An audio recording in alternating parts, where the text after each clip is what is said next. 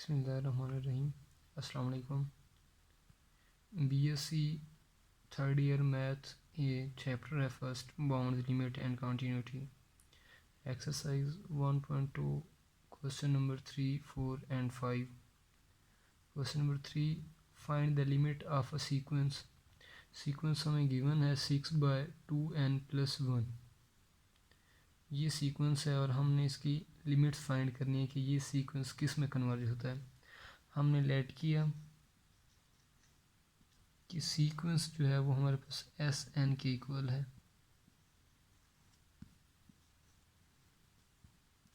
Equal to 6/12n+1। तो इसमें n हमारे पास नंबर्स होते हैं 1 2 3 4 5 and up to so on. So n is equal to 1 2 3 and so on. जब हम पुट करते हैं n 1 के तो एस एन वो 1 हो जाता है, क्योंकि हमने n 1 के इक्वल पुट किया। तो 6/12 को 1 से मल्टीप्लाई करेंगे, 12 + 1 13 बनेगा। एस 2 वन n पुट करेंगे हम 2 के इक्वल। n हम किसके इक्वल पुट करेंगे, यहाँ पे 2 के इक्वल। n हम 2 के इक्वल पुट करते हैं तो S2 6/n2 पुट किया तो 12 को 2 से मल्टीप्लाई करेंगे, 24 + 1 25। n3 पुट करेंगे तो आपके पास n जो होगा वो 3S3 बन जाएगा। 6 देखें 12 को करें 3 से मल्टीप्लाई, 36 36 + 1 36 + 1 37 बनेगा, 6/37। अब हमारे पास जो एस एन है वो इक्वल है S1 के, S2 के, S3 के and up to so on. S1 की वैल्यू हमने फाइंड की 6/13, S2 की वैल्यू हमने फाइंड की 6/25, S3 की भी फाइंड की हमने 6/37 एंड सो ऑन। ये कंटिन्यू रहेगी 6/12n+1 एंड सो ऑन। तो इस सीक्वेंस से हमें ये पता चलता है कि फर्स्ट जो हमारे पास S1 है उसकी वैल्यू ग्रेटर है, फिर उसकी जो वैल्यू है वो 1 से कम है, फिर उसके बाद थर्ड जो है वो उससे भी कम है। तो ये हमारे पास जो सीरीज़ है ये हमारे पास है मोनोटोनिकली डिक्रीजिंग सीक्वेंस। अगर वैल्यू बढ़ रही हो तो वो सीक्वेंस बनेगा इंक्रीजिंग, अगर कम हो रही हो तो वो सीक्वेंस बनता है डिक्रीजिंग। तो फर्स्ट हमने ये चीज़ जो है प्रूव की है कि एस एन जो हमारे पास एक सीक्वेंस है वो हमारे पास है monotonic decreasing sequence. S n is monotonic decreasing sequence.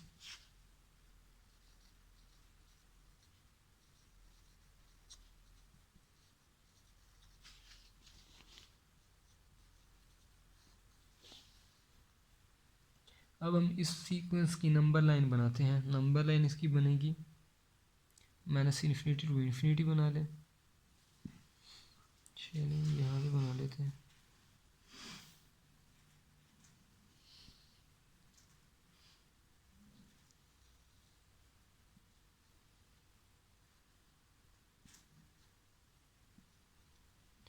और ये वाली पॉइंट जिसकी वैल्यू बिल्कुल ग्रेटर थी वो थी हमारे पास 6/13 के, और ये वाली वैल्यू 6/25 के, एंड ये जो पॉइंट है वो है 6/37। एट दी एंड चलते जाएं, ये वाली पॉइंट उसकी वैल्यू बनेगी 0 पे। इस पॉइंट पे आके इसकी वैल्यू 0 हो जाएगी, और इसकी वैल्यू अगर इस साइड पे जाते हैं तो बढ़ती जाएगी। अगर हम आते हैं लेफ़्ट की साइड पे, लेफ़्ट पे आपको पता है चीज़ें नंबर लाइन पे कम होती हैं, एटलीस्ट नेगेटिव होते हैं, ये नेगेटिव में काउंट होती हैं, तो ये पॉजिटिव में होंगी, इसकी वैल्यू इस साइड पे ग्रेटर देन आएंगी। तो ये हमारे पास नंबर लाइन बनी है जिसमें हमने शो किया कि ये वैल्यू ग्रेटर है, फिर इससे कम, फिर इससे कम, फिर एट द एंड ये 0 बन जाएगी। सेकंड हमारे पास ये जो सीक्वेंस है एस एन, ये सीक्वेंस हमारे पास बाउंडेड है, is bounded sequence.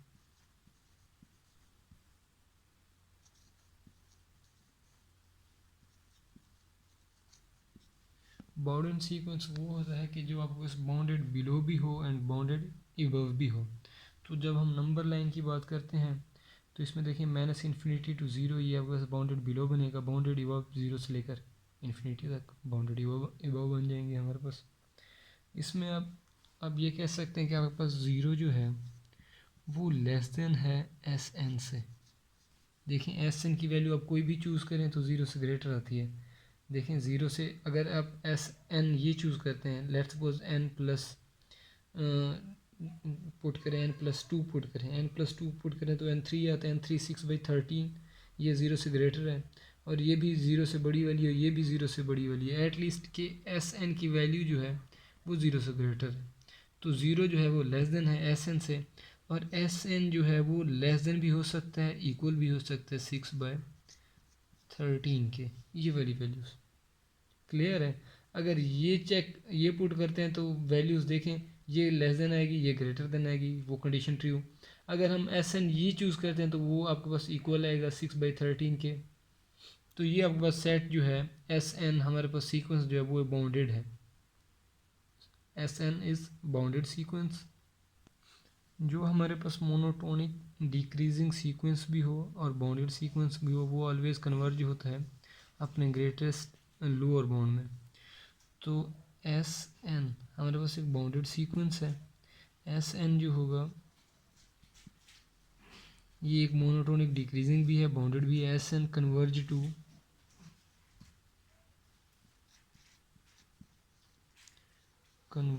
To greatest lower bound.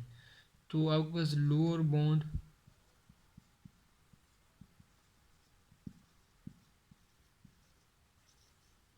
Of S N, जो हमारे पास एस एन सीक्वेंस है उसका लोअर बाउंड ज़रा चेक करें तो वो आपके पास था माइनस इन्फिनिटी टू ज़ीरो।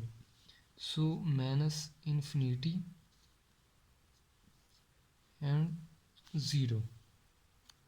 तो इसमें हम ग्रेटेस्ट लोअर बाउंड चेक करते हैं जी एल बी। तो इसमें देखें ग्रेटेस्ट जी एल बी कौन सी आ रही है, greatest lower bound is equal to zero. So S N converge to greatest lower bound zero है।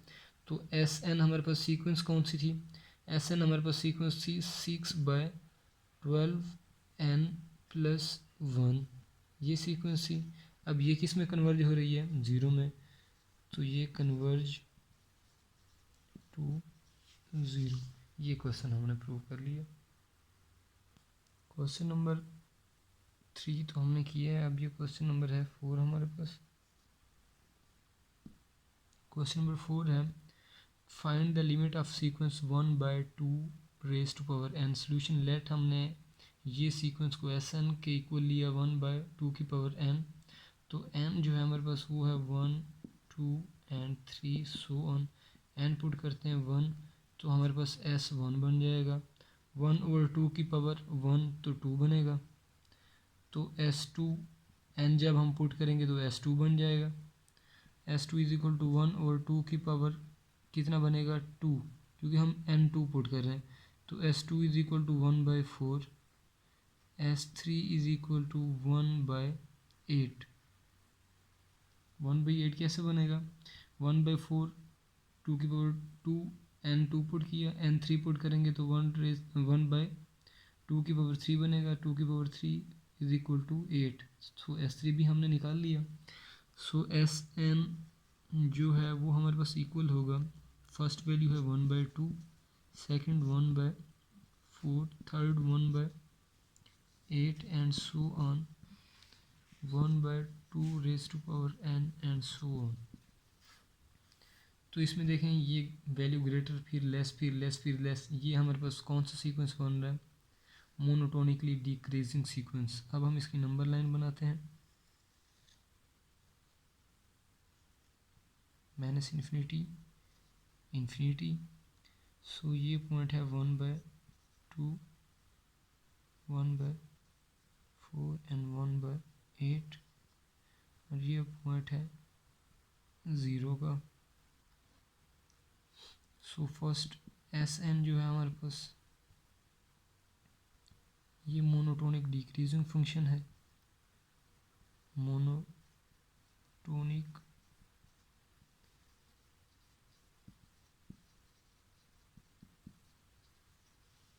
सीक्वेंस। सेकंड पे ये हमारे पास बाउंडेड भी है एस एन। बाउंडेड वो होता है जो bounded below and bounded above both हो, तो ये बाउंडेड बिलो भी है, बाउंडेड अबव भी है, तो एस एन हमारे पास होगा इज बाउंडेड। जो सीक्वेंस हमारे पास बाउंडेड भी हो और वो या तो इंक्रीजिंग हो या तो डिक्रीजिंग हो, वो फिर क्या होता है, अगर इंक्रीजिंग हो तो वो कन्वर्ज हो जाता है अपने लीस्ट अपर बाउंड में, अगर वो हो रहा हो डिक्रीज तो वो चेंज हो जाता है अपने ग्रेटेस्ट लोअर बाउंड में। तो ये हमारे पास मोनोटोनिक डिक्रीजिंग सीक्वेंस है और बाउंडेड भी है। तो एस एन जो है वो हमारे पास कन्वर्ज होगा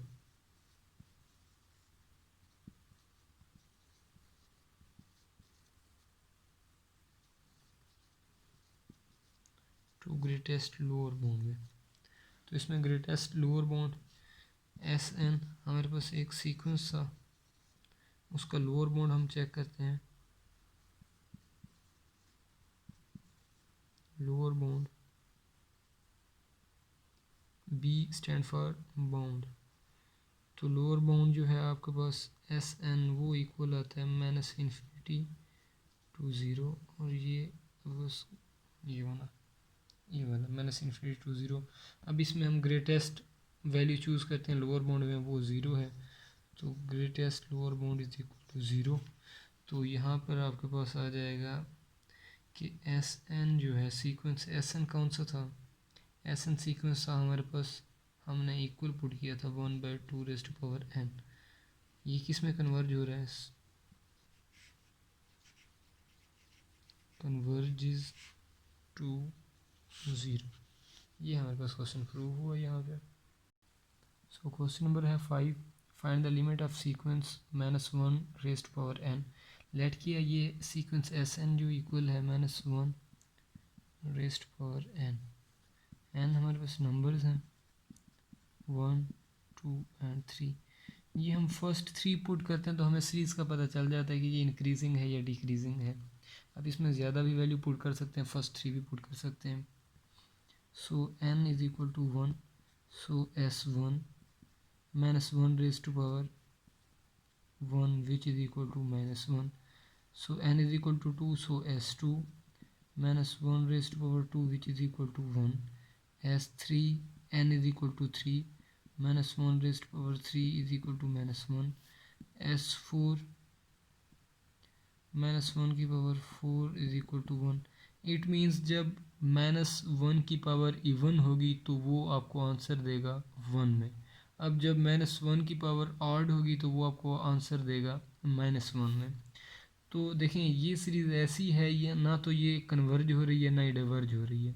क्यों ना, ये तो इंक्रीज़ हो रही है, ये ना ही डिक्रीज़ हो रही है। देखें इसमें -1 और 1, ये -1 और 1 के गिर्द ही घूम रही है, कभी -1 कभी 1, कभी -1 कभी 1। और ऐसी सीरीज़ जो ना इंक्रीज़ हो ना डिक्रीज़ हो, ना कन्वर्ज हो और ना ही डाइवर्ज हो, तो उसको हम नाम देते हैं ऑसिलेट्स का। उस सीक्वेंस को किसका नाम देते हैं, ऑसिलेट्स का। तो आपके पास जो सीक्वेंस एस एन है इज़ नॉट इंक्रीजिंग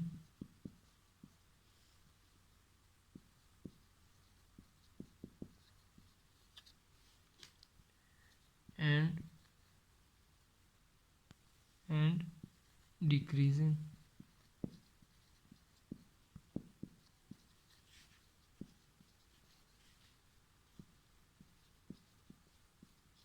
ये ना तो इंक्रीज हो रही है और ना ही डिक्रीज हो रही है, बट ये ऑसिलेट्स हो रही है 1 एंड -1 के।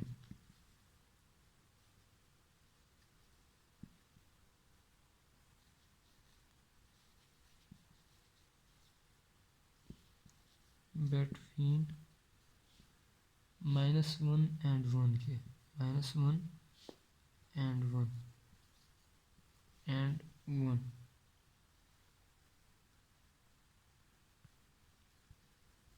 सो एस एन जो हमारे पास सीक्वेंस है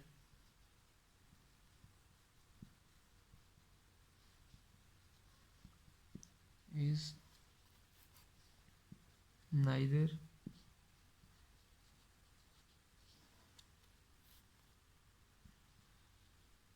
convergent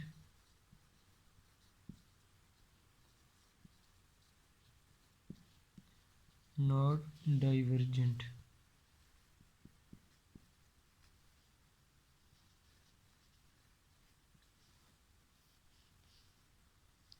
Such a sequence is called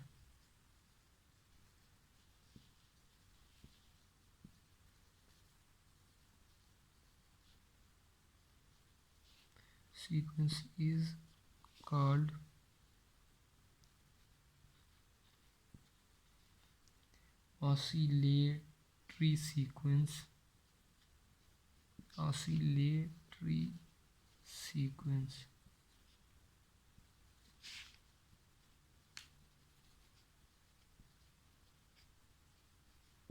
ये क्वेश्चन नंबर 5 भी कंप्लीट हुआ और हमारी एक्सरसाइज 1.2 कंप्लीट हुई.